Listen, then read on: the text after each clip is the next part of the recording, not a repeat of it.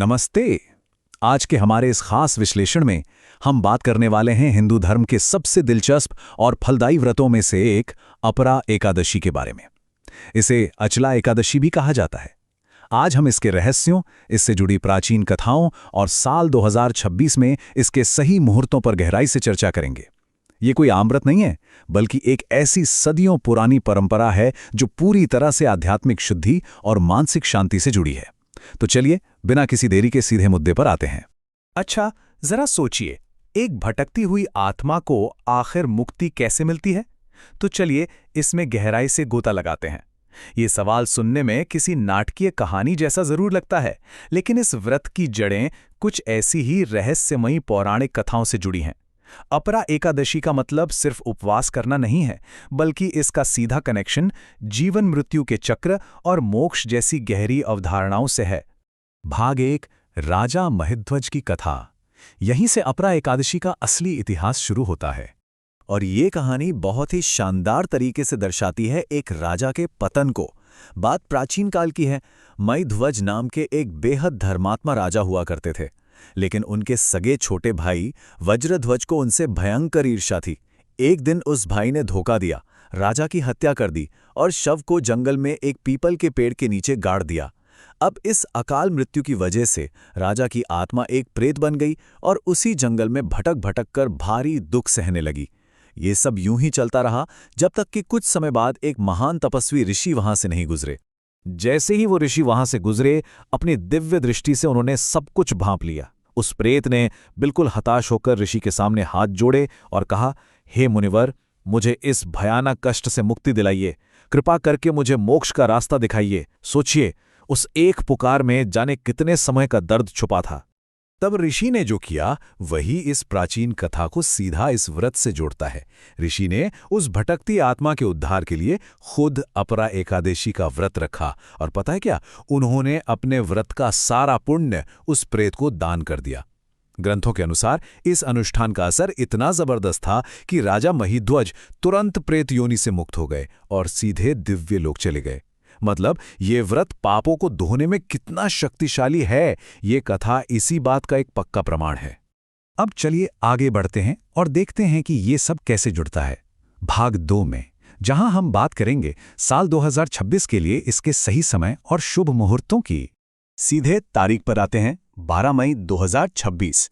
हिंदू पंचांग में उदया तिथि का बहुत बड़ा महत्व होता है, यानी वो तिथि जो सूर्योदय के समय मौजूद हो।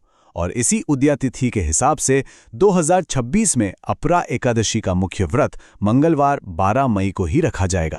अगर हम इसके पूरे रूटीन को देखें तो एकादशी तिथि असल में 11 मई की रात से ही शुरू हो जाएगी। इसके बाद 12 मई को पूरे दिन व्रत रखा जाएगा और फाइनली 13 मई की सुबह पारण होगा, यानी व्रत खोलने का समय। वैसे निष्पक्ष रूप से एक छोटी सी बात ध्यान रखिएगा कि आपके शहर और वहां के स्थानीय पंचांग के हिसाब से इस टाइमिंग में कुछ मिनटों का मामूली अंतर आ सकता है। भाग 3, पवित्र अनुष्ठान। आइए देखते हैं कि इस दिन पूजा की सही विधि क्या है। पूजा का तरीका बहुत ही स्ट्रक्चर्ड है। शुरुआत होती है सुबह जल्दी उठकर स्नान करने और साफ कपड़े पहनने से। इसके बाद घर के मंदिर में भगवान विष्णु की मूर्ति या तस्वीर स्थापित की जाती है। फिर बहुत ही श्रद्धा के साथ उन्हें पीले फूल, खासकर तुलसी दल, फल और पंचामृत चढ़ाया जाता है और आखिर में घी का दीपक जलाकर उनका आवाहन किया जाता है। ये सुबह की पूजा का एक बहुत ही ध्यानपूर्ण और शांत तरीका है। और इस एकाग्रता को बनाए रखने के लिए एक बहुत ही शक्तिशाली मंत्र है, ओम नमो भगवते वासुदेवाय। शास्त्रों में साफ सलाह दी गई है कि भक्तों को पूरे अनुष्ठान के दौरान इस मंत्र का या फिर विष्णु सहस्त्र नाम का लगातार जाप करना चाहिए। लेकिन बात सिर्फ सुबह की पूजा पर खत्म नहीं होती। पूरे दिन उपवास चलता है, जिसमें सिर्फ सात्विक खाना या फल ही खाए जा सकते हैं। और इसका एक बहुत ही दिलचस्प हिस्सा है रात का जागरण। भक्त पूरी रात जागकर विष्णु जी की कथाएं सुनते हैं और भजन कीर्तन करते हैं।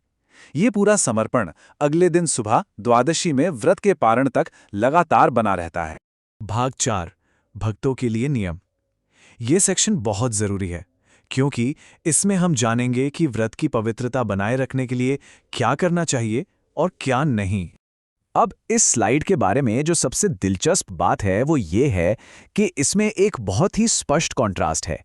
एक तरफ वो काम है जो पॉजिटिव एनर्जी लाते हैं, जैसे विष्णु जी का ध्यान, गरीबों को दान, तुलसी पूजा और सात्विक आहार। वहीं दूसरी तरफ उन चीज़ों की सख्त मनाही है जो आपकी आध्यात्मिक शांति भंग कर सकती हैं, जैसे मांस मदिरा का सेवन, किसी का अपमान करना, लहसुन प्याज खाना और सबसे बढ़कर मन में गुस्सा या नेगेटिव विचार लाना। मतलब बात सिर्फ भूखे रहने की नहीं है, मन को भी पूरी तरह से डिटॉक्स करना है। और इसी के साथ हम आते हैं अपने आखिरी हिस्से पर, भाग 5, इसका आध्यात्मिक और सांस्कृतिक महत्व। तो यहाँ समझने वाली सबसे अहम बात यह है कि अपरा एकादशी या अचला एकादशी सिर्फ आस्था का एक प्रतीक नहीं है।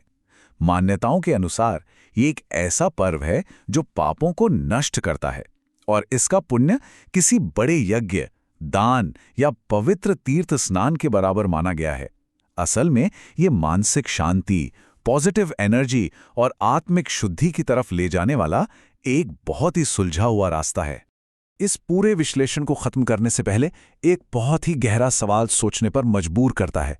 क्या प्राचीन परंपराओं के जरिए मिलने वाली ये आध्यात्मिक शुद्धि आज की इस भाग-दौड़ भरी जिंदगी में भी हमें वो आंतरिक शांति दे सकती है जिसकी हम इंसान इतनी बेसब्री से तलाश कर रहे हैं? ये सिर्फ इतिहास का कोई पन्ना नहीं है, बल्कि आज भी हमारे जीवन के लिए उतना ही प्रासंगिक है। हमारे साथ इस सफर में जुड़ने के लिए बहुत बहुत शुक्रिया। इस सवाल पर गहराई से विचार जरूर कीजिएगा।